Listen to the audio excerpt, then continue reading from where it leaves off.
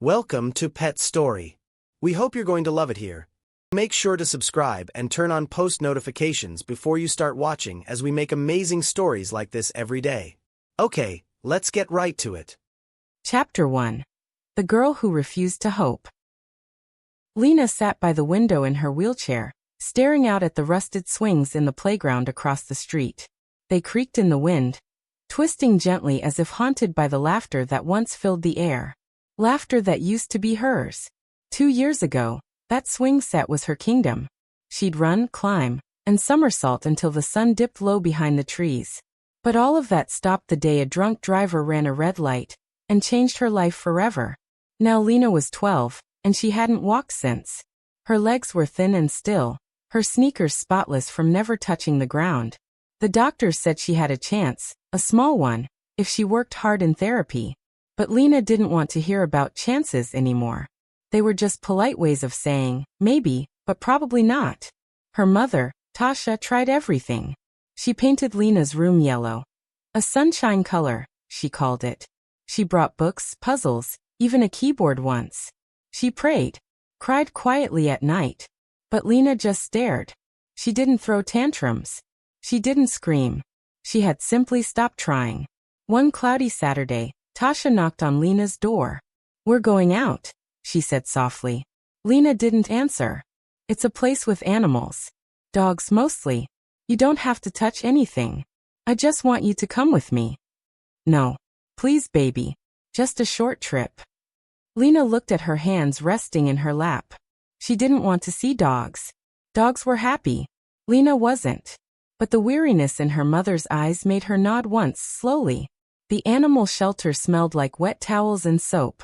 It buzzed with barking and whimpering, with excited tails slapping walls and tiny paws clicking on tile floors. Lena's wheelchair made a soft whir as it rolled between cages. Some dogs barked eagerly. Others tilted their heads and wagged. Tasha chatted with a volunteer, but Lena's gaze drifted, until it landed on a strange sight. A small, shaggy dog stood awkwardly in a corner cage, not on 4 legs but just one. His left front leg was all he had, and yet he bounced, like a furry pogo stick. He stumbled, fell, then bounced again, tail wagging like mad. Lena blinked.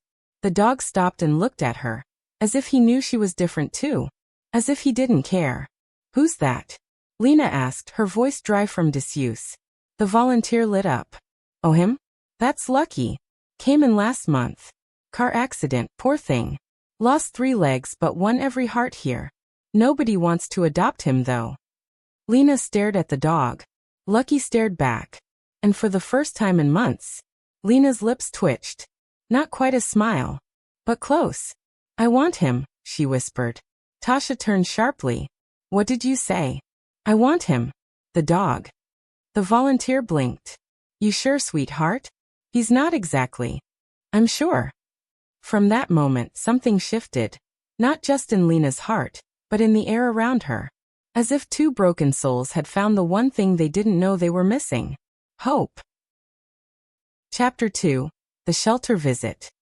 The car ride home was quiet, except for the soft huffing and occasional whimper from the back seat. Lucky had never ridden in a car since the accident. He slid around a little on the seat beside Lena, his single leg struggling to keep balance, his tiny body trembling, not from fear, but from excitement. Lena didn't say much, just watched him. She kept expecting him to stop moving, to get tired, to give up like she had. But Lucky didn't. He'd fall over every few seconds, then get up, wag his tail, and keep trying. It was ridiculous. And strangely comforting.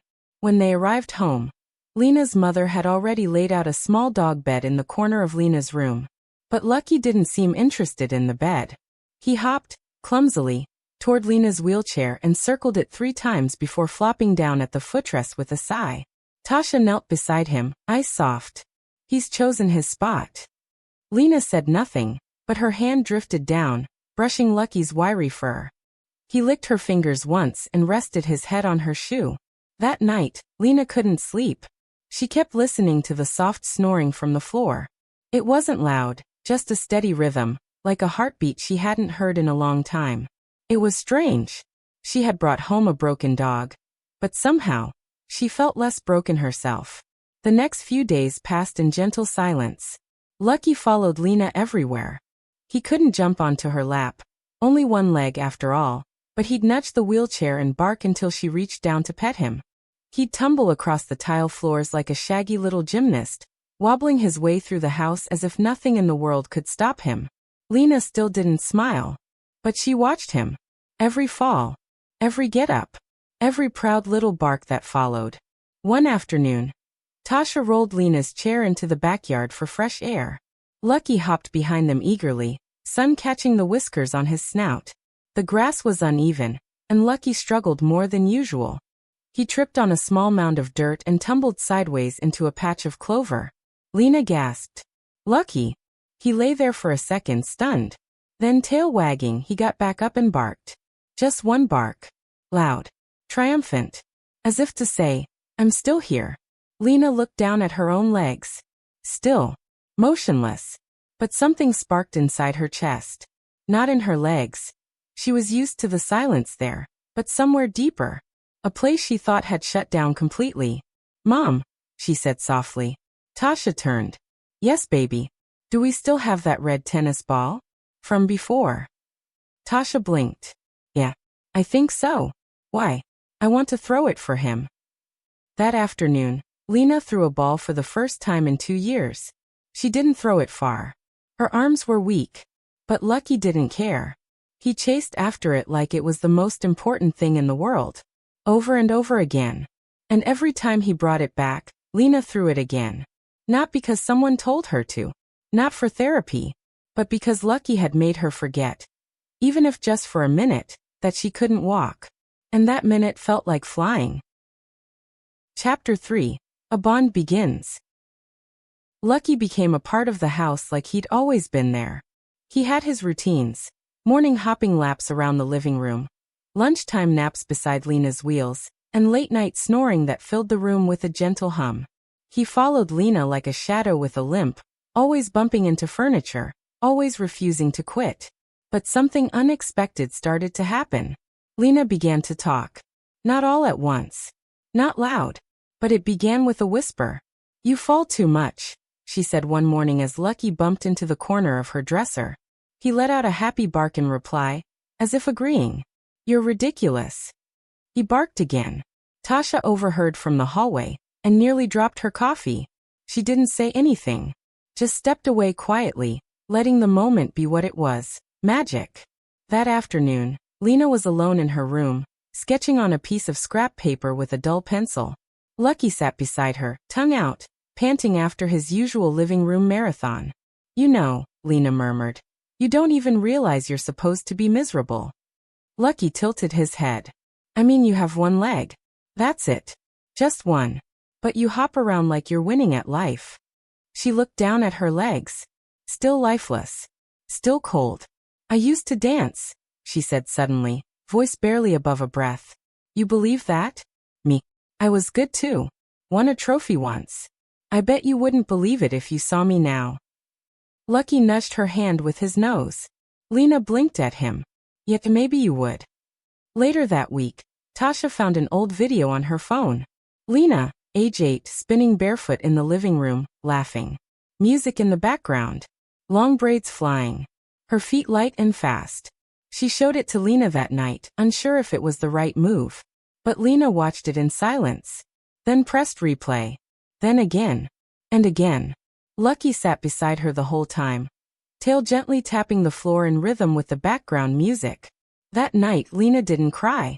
But she also didn't sleep much. The next morning, she asked a question Tasha hadn't heard in years. Can I try again? Tasha paused. Try what? Therapy. The walking kind. Tasha blinked. Her throat caught. Of course, baby. Whenever you're ready. Lena looked down at Lucky. I think. I just needed someone who gets it. She reached for her braces, the ones she hadn't touched in months. They were dusty, but still there. Waiting. Like hope. That day Lena stood in the therapy room. Not alone. Lucky sat on a folded towel beside her, watching with alert eyes. Lena gripped the metal bars tightly. Her legs trembled. Her arms ached. She didn't walk. Not yet. But she stood. And Lucky barked, once loud and proud. Chapter 4. Lessons in the Living Room. The first time Lena tried to walk again, her legs shook like tree branches in the wind. Her therapist encouraged her gently. Tasha hovered nearby, heart in her throat. And Lucky? Lucky barked once, then sat with his single leg tucked neatly under him, as if to say, I'm not going anywhere. Lena didn't make it far, just a few shaky steps with heavy braces and parallel bars on either side. But afterward, she didn't cry. She didn't shut down. Instead, she laughed. A short, awkward giggle. I looked like a baby giraffe, she said. Tasha teared up. Not because Lena was walking, but because she was joking again. At home, Lena asked for the living room to be cleared out. She wanted space. I want to train, she said, grinning at Lucky. Like you. They laid out a makeshift path with sofa cushions, yoga mats, and old furniture. Lena called it the wobble course. Lucky loved it. He'd bounce down the course like it was an Olympic track, stumbling, hopping, turning midair like a gymnast who'd missed the mat, but always landing with joy. Lena began timing him with her old stopwatch. 23 seconds, she'd shout. New record, champ. Then she'd try her part, gripping chairs, sliding her feet with effort, stumbling and sweating and nearly giving up. But Lucky would bark after every step, his one leg tapping against the floor like a drum. Lena found herself talking again. To Lucky, to her mom, to herself. Her room, once silent, now echoed with encouragement. Come on, girl. You got this. Lucky, stop licking my knee. I'm concentrating. One Saturday, Lena did something she hadn't done in years. She stood unassisted, for 10 whole seconds in the living room. No bars. No chairs. Just her. And Lucky, barking like mad, spinning in slow circles with his one leg until he plopped over and rolled sideways in victory. Tasha recorded it, hands shaking, tears running down her cheeks. Later that night, Lena scrolled through the video. Her arms looked stiff. Her knees wobbled. She stood like she was clenching every muscle in her body. And yet, she stood. She turned to Lucky, who was chewing on a sock with wild abandon. Do you even realize how messed up we both are? She asked, laughing. Lucky wagged his tail. And still, she whispered, you act like every day's a new adventure.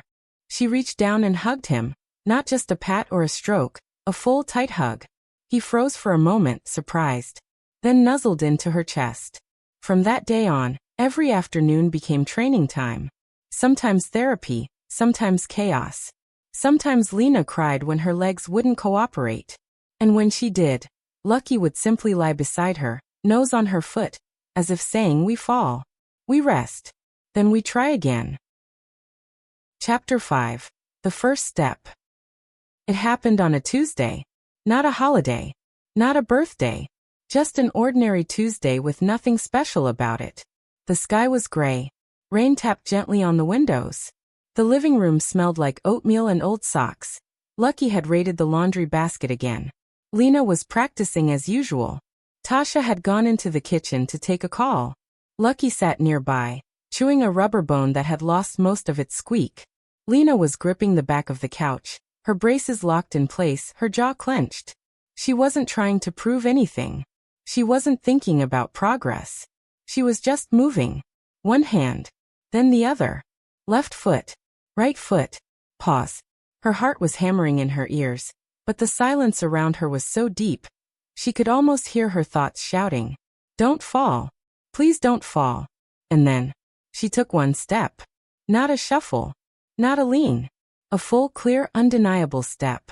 Lena gasped. So did Lucky.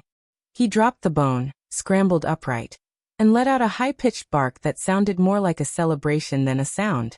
She turned slightly, too quickly, and almost lost her balance. But her hand shot out and caught the side of the armrest. She didn't fall. She laughed. A wild, breathless, disbelieving laugh. Tasha came running in, panic on her face. Lena? What happened? Lena pointed at the floor. I stepped. What? I stepped, Mom. Tasha's hands flew to her mouth. I wasn't even trying, Lena added, blinking rapidly. It just happened. I wasn't thinking about it. I was just watching Lucky chew his toy like a maniac, And I thought, if he can do what he does on one leg, why not me? Tasha dropped to her knees, hugging her daughter tight. Her shoulders shook with quiet sobs. Lucky barked again, bouncing in tiny circles. Lena looked down at her feet, both planted on the carpet, and whispered, I didn't even know I could still do that.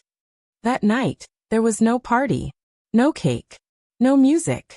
Just Lena, sitting on the edge of her bed, legs dangling slightly, feeling the gravity of what had happened. She looked at Lucky, curled up on his towel by the door. You know what's crazy? She said. I don't think I would have tried without you. He opened one eye lazily as if to say, of course you wouldn't have. That's why I'm here. Lena smiled, not a twitch this time. A real one. One that reached her eyes. Guess we're both walking miracles, huh? Lucky yawned and snuggled deeper into his towel.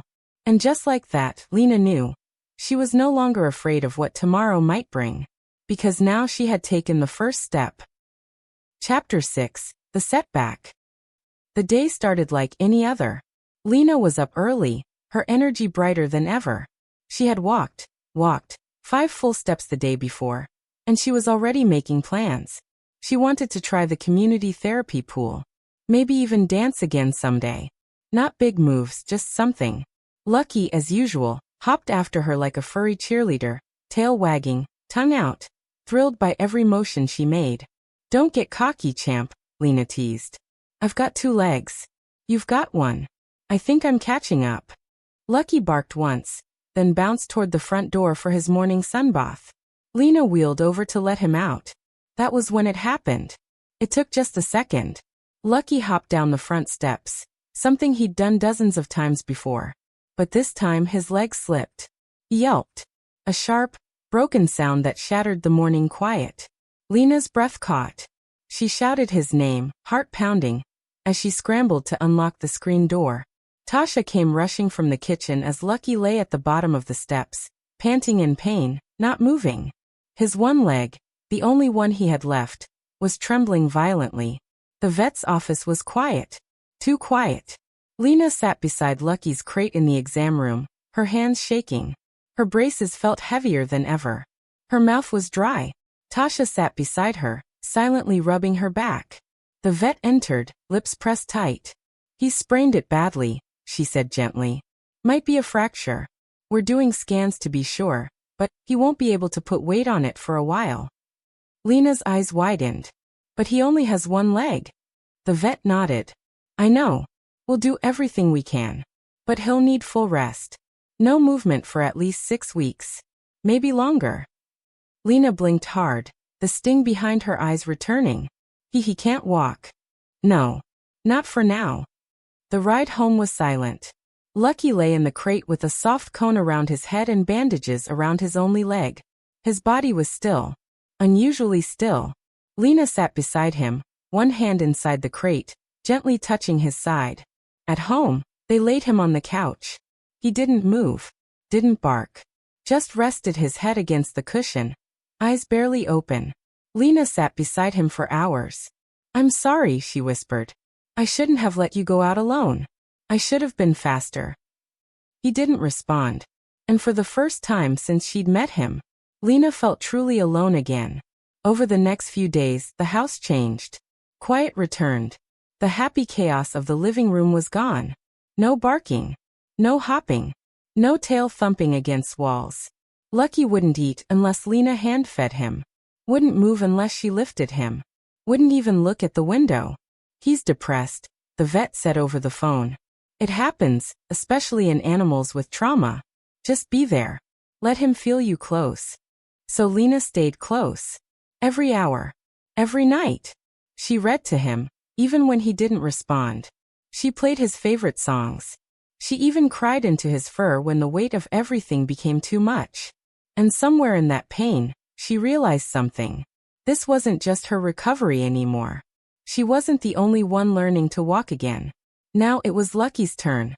And she was going to carry him, just like he carried her. Chapter 7, Walk for 2. 3 weeks had passed since Lucky's fall. He still couldn't walk. But Lena could. Not perfectly. Not quickly. Not without braces and a walker. But she could move. And this time, she wasn't doing it to prove anything. She was doing it for him. It began with small things. She'd lift Lucky gently from his bed and carry him to the window each morning, so he could feel the sun on his face again. She'd sing to him softly when the house was quiet, hoping her voice would remind him what joy sounded like. And when no one was watching, she'd cry into his fur and whisper, "You don't have to be strong anymore. I've got you now." Then one evening, something changed. Tasha came into Lena's room holding a flyer. "It's next Saturday," she said. "The walkathon at the rehab center. They're raising money for the pediatric wing." Lena looked at it and smiled faintly. She already knew what she was going to do. The morning of the walk was cool and bright. A small crowd gathered outside the community center. Kids in wheelchairs, walkers, and braces. Parents. Therapists. Volunteers with signs and balloons. But everyone turned when they saw her. Lena. Standing tall, walker in hand, braces locked in place, and strapped across her chest, held securely in a soft sling, was Lucky. He was wrapped in a little red scarf, his bandaged leg tucked under him. His ears perked. His eyes wide. The crowd went silent. Then someone whispered, "She's carrying her dog." And someone else added, "That's the one-legged one." Then the clapping began. Soft at first. Then louder. And louder. Lena took her first step. Lucky lifted his head. Another step. The walker clicked softly against the pavement. Her feet trembled, but she didn't stop. Step by step, she made her way down the sidewalk, Lucky held close to her heart, both of them broken, both of them whole in ways no one else could see. People cheered. Cameras clicked. Children clapped. Lena didn't hear any of it. All she could hear was Lucky breathing calmly in her arms, safe, warm, still with her. They weren't just walking. They were walking for each other. By the end of the lap, Lena's arms were shaking. Her knees buckled. But she made it. When she finally sat down on a bench, Lucky let out a tired little bark. It was the first sound he'd made in days. Lena laughed, her cheeks wet with tears she didn't even know were falling. Tasha dropped beside her, speechless, eyes shining. A news reporter approached timidly. "Can I ask, why did you carry him?" Lena looked down at Lucky, now resting peacefully in her lap. "Because he carried me first." Chapter 8. Beyond Walking. It had been a year since the walkathon. The photo of Lena and Lucky, her walking, him bundled in that red scarf, had gone viral. Not for fame. Not for likes. But because people saw something in that moment they hadn't seen in a long time. Hope that limped. Strength that stumbled. Love that carried you when nothing else could. Lena no longer needed the walker all the time. She still wore braces, and her legs had their own moods. Some days she walked easily. Other days, she stayed in her chair without shame. But what never changed was the way people looked at her when she entered a room. Not with pity, but with awe. Because everyone knew her story now. Not just the girl who walked again, but the girl who walked for a dog that couldn't. Lucky recovered too, slowly. He never quite bounced the same way. His energy wasn't endless anymore. But his eyes still lit up every time Lena entered the room. They visited schools together. Hospitals. Animal shelters. Lena would roll in with Lucky in a cozy sling, or a tiny wheelchair cart they built just for him. Kids would gather, wide-eyed, watching the little one-legged dog that taught a girl how to stand tall. They called their little talk Stronger Together. And Lena always ended it the same way. "I didn't heal because I was strong. I healed because we were." One evening, Lena sat with Lucky under the old tree in their backyard. She was 16 now. Taller. Stronger. Laugh lines had returned to her face. Lucky, now older, lay beside her, his breathing slow, his eyes soft. "Hey boy," she whispered, stroking his fur. "Remember the first time I saw you? You were just a mess of fur and courage." He thumped his tail weakly. "I thought I was saving you," she added. "But you saved me first." The sky blushed pink above them, the way it always did when the sun slipped low and quiet. She leaned her head back, closed her eyes. No more fear. No more running from the mirror. Just a girl who found her strength in the most unexpected friend. At the shelter's front desk hangs a framed photo. Lena, smiling brightly. Lucky in his little red scarf. Both looking straight at the camera, one with braces, the other with one leg. Underneath, the plaque reads, "She couldn't walk until she met the dog with one leg." And below that, in Lena's handwriting, "Real heroes don't carry the world. They carry each other." Wasn't that amazing? We hope you enjoyed your time here. Don't forget to like and share this video as it will help us grow. Leave a comment if you have a pet or want one.